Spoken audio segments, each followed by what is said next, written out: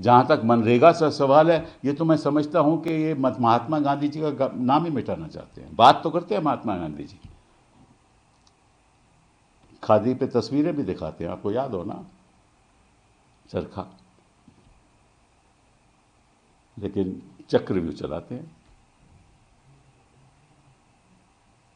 और ऐसा चक्रव्यूह चलाते हैं, मतलब मैं पूछना चाहता हूँ, महात्मा गांधी मनरेगा ऐसी एक स्कीम थी जो गरीब लोगों के लिए थी। आपको याद होगा कि कोविड के वक्त इतनी काम आई है इसकी, ना स्कीम होती तो बड़ी प्रॉब्लम हो जाती। तो इसी से तो जो पावर्टी है, जो गरीबी है, उसको गरीब लोगों को कुछ राहत मिली।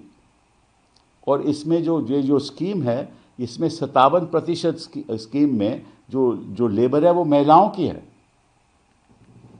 57% महिला काम करके पैसा कुछ कमाती थी ताकि थोड़ा सा अपनी अर्निंग, उनके घर में जो उनका पैसा ज़रा मिल जाए उनको। 57%। और तमिलनाडु जैसे जगह पे तो 80% थी। और मुझे आज भी याद है, इसका भी ये राजनीतिक दुरुपयोग करते हैं। इन्होंने कोई खामी ढूंढ ली पश्चिम बंगाल में, उनकी स्कीम बंद कर दी।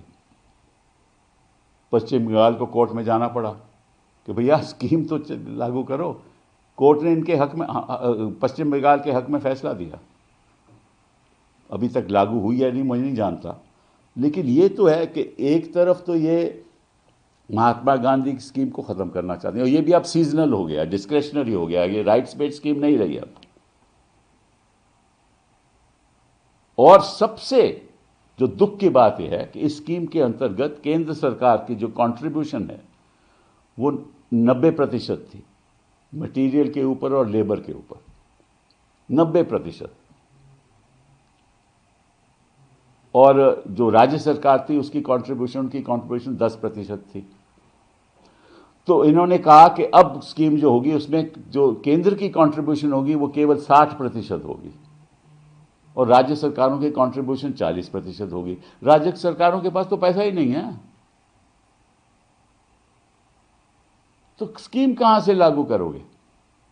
तो सीजनल 40% कंट्रीब्यूशन राज्य सरकारों की, और कहा है कि 100 दिन की हम 125 दिन की हम गारंटी करते हैं। कहां से गारंटी करेंगे? और पंचायत तय करेगी। मतलब कि जो मतलब इस देश में गरीब के लिए तो कोई कुशन है नहीं ना। बाकी देशों में जब गरीब को मतलब कि बेरोजगार हो जाए कोई तो उनको डोल मिलता है, सरकार ही पैसा देती है। यहाँ वो कुशन तो है नहीं। ये एक ऐसी स्कीम थी जहाँ थोड़ा बहुत कुशन था, वो भी इन्होंने ख़त्म कर दिया।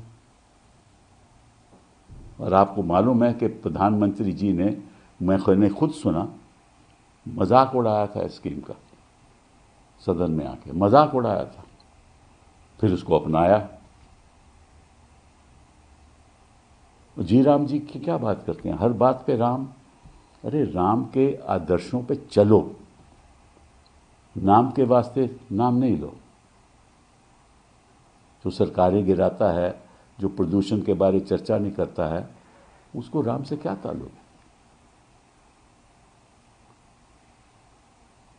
ये तो दूसरी बात हो गई। और तीसरी बात वो है अपनी न्यूक्लियर एनर्जी। उसकी भी कहानी सुन लीजिए आप। जब न्यूक्लियर एनर्जी बिल हम लाए और डॉक्टर मनमोहन सिंह की सरकार के बड़ी मुश्किल के साथ, प्रेसिडेंट जॉर्ज बुश की सहायता के साथ ये हुआ, उस समय इन्होंने विरोध किया। For more of such videos, do like, share and subscribe to ET Now Swadesh.